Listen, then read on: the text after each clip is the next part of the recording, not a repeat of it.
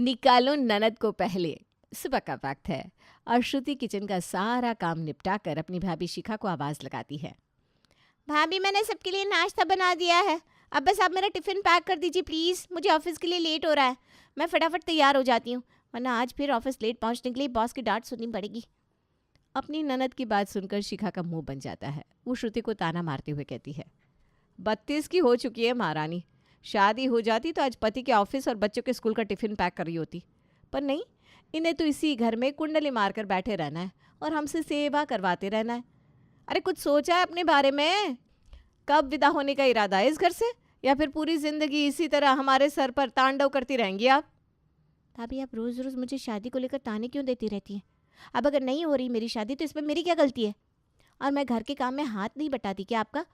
नाश्ता तो मैंने बनाया ना, किचन भी साफ़ कर दिया, बस टिफ़िन ने तो पैक करने को कहा है आपको, वो भी इसलिए क्योंकि ऑफिस के लिए लेट हो रहा है। वाह वाह वाह वाह, ज़बान तो बहुत चलती दीदी आपकी। थोड़ी अक्ल भी चला लेती और चुपचाप पिछले हफ्ते आए रिश्ते के लिए हाँ कह देती तो हम सबका भला हो जाता। पर नहीं, आपके तो नखरे ख़त्म ही नहीं होते। अरे क्या हुआ जो लड़का पीता है? आजकल तो ये सब आम बातें हैं। शिखा की कड़वी बातें सुनकर श्रुति की आंखों में आंसू छलक आए।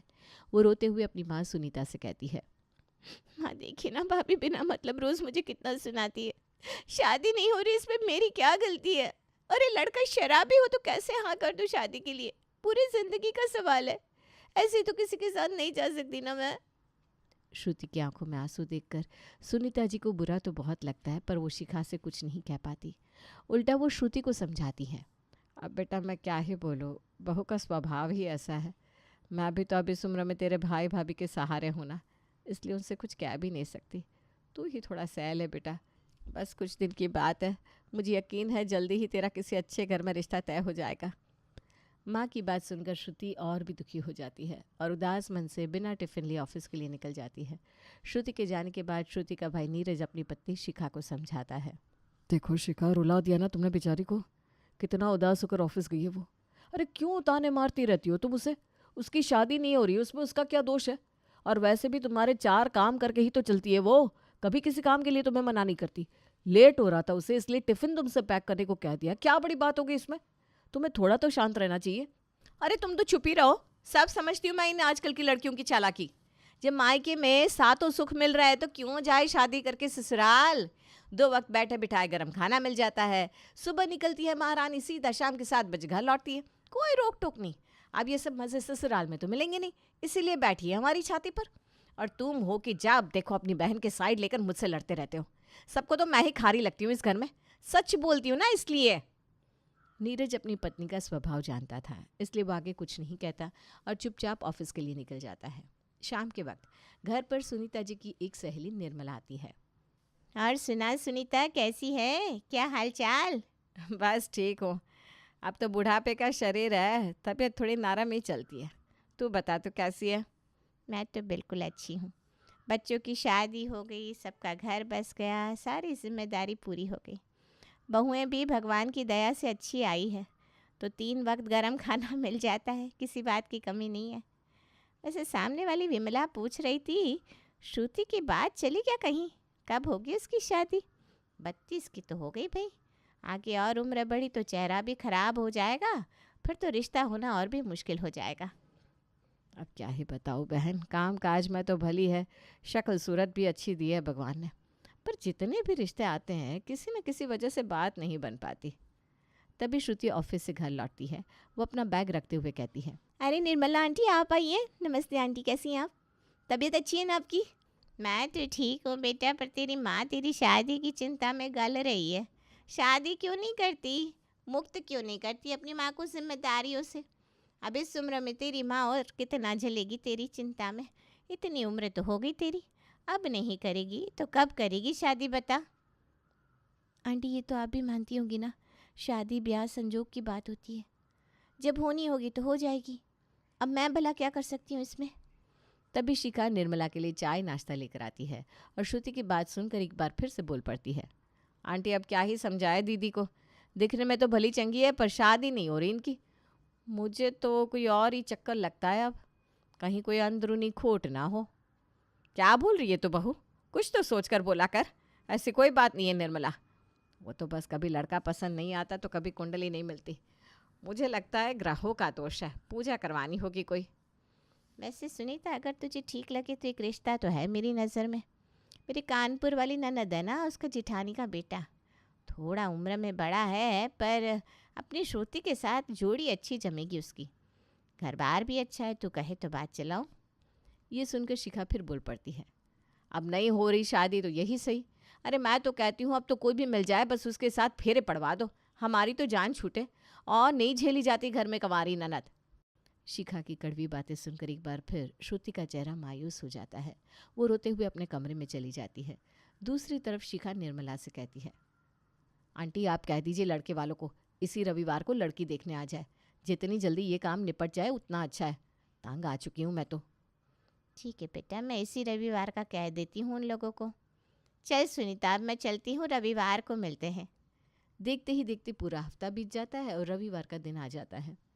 अरे बहू, सब तैयारी कर लिए ना? कोई कमी नहीं रहनी चाहिए लड़के वालों के स्वागत में। जी पापा जी, सब तैयारी कर ली है। अब तो महारानी को विदा करना है तो इतना तो करना ही पड़ेगा। रोज़ का नाटक है, हर हफ्ते हम लड़के वालों की आओ भगत करें और हमारी नखरेबाज ननद जी 1 मिनट में लड़का रिजेक्ट कर दे। हद हो गई अब तो। अरे शिखा, बस भी करो ना। आज तो ताने मत दो बेचारी को, सब अच्छा रहा तो आज रिश्ता तय हो ही जाएगा। थोड़ी देर बाद लड़के वाले आते हैं और सुनीता का पूरा परिवार लड़के वालों का गर्मजोशी से स्वागत करता है। लड़के की माँ नीलिमा सुनीता से कहती है, देखिए बहन जी, आजकल तो बच्चे ही आपस में तय करते हैं सब। अच्छा होगा हमारा सोम और आपकी श्रुति दोनों कुछ देर अकेले में बात करके सब तय कर ले। एक बार अगर लड़का लड़की राज़ी हो जाएंगे फिर बाकी बातें भी तय हो जाएगी। क्यों, सही कह रही हूँ ना मैं? अरे हाँ जी, बिल्कुल बिल्कुल। हाँ ये सही रहेगा, एक बार उन दोनों की हाँ हो जाए तो बात आगे बढ़ाई जा सकती है। तभी शिखा धीरे से श्रुति के कान में कहती है, इस बार कोई गड़बड़ मत करिएगा दीदी, कुछ भी हो बस हाँ कह दीजिएगा, इस रिश्ते को मना नहीं करना है। अरे थोड़ा तो तरस खाइए हम पर। शिखा की बातें सुनकर श्रुति इस बार कुछ नहीं कहती। श्रुति और सोम को आपस में बात करने को कहा जाता है। वे दोनों छत पर अकेले में बैठकर बातें करते हैं। जी कितनी उम्र है आपकी? इस महीने 9 तारीख को 32 की हुई हूँ। आपकी उम्र क्या है? मेरी तो 45 है। वैसे सवाल तो बस लड़कियों से किया जाता है, पर अब आपने पूछ लिया है तो कोई बात नहीं। वैसे क्या करती हैं आप? सुना है जॉब करती हैं। जी, एक प्राइवेट कंपनी में अकाउंटेंट हूँ। सैलरी क्या है? 25,000 महीने। और आप क्या करते हैं? श्रुति का जवाब सुनकर सोम को गुस्सा आ जाता है। वो भड़कते हुए कहता है, क्या सिर्फ 25,000? इतने में क्या होगा? मैंने सोचा था कम से कम 40 तो कमाती होंगी आप। एक तो उम्र 32 साल, उसमें भी एडजस्ट कर लेता, पर सैलरी भी कम है। मेरी तो फिलहाल कोई नौकरी नहीं है, 25,000 में घर कैसे चलेगा? क्या आप नौकरी नहीं करते? हाँ, कोई ऐसी अच्छी जॉब नहीं मिल रही है जो मुझे सूट करे। एक तो आप इतना कम कमाती हैं, उम्र इतनी बड़ी है, ऊपर से इतने सवाल जवाब। ये रिश्ता नहीं हो सकता। अब श्रुति को भी गुस्सा आ जाता है। मुझे भी नहीं करनी आप जैसे निकम्मे और नकारा इंसान से शादी। बीवी की सैलरी पर पलने का सपना लेकर यहाँ आए क्यों थे आप? शर्म नहीं है आपको ऐसी घटिया सोच रखते हुए? मेरी उम्र बड़ी है तो आप कौन सा स्वीट 16 है? खुद तो 50 के करीब है और लड़की चाहिए कमसीन कली। अभी के अभी दफा हो जाइए यहाँ से। इस तरह सोम और उसके घर वाले अपनी बेइज्जती कराकर वहाँ से चले जाते हैं। पर ये सब देखकर शिखा एक बार फिर श्रुति पर आग बुबला हो जाती है। ये क्या किया दीदी आपने? आपसे कहा था ना कि कुछ भी हो इस रिश्ते को मना मत करिएगा, फिर भी लड़के वालों को भगा दिया आपने। अरे कब तक हमारी छाती पे मूंग डलेगी? चली क्यों नहीं जाती शादी करके?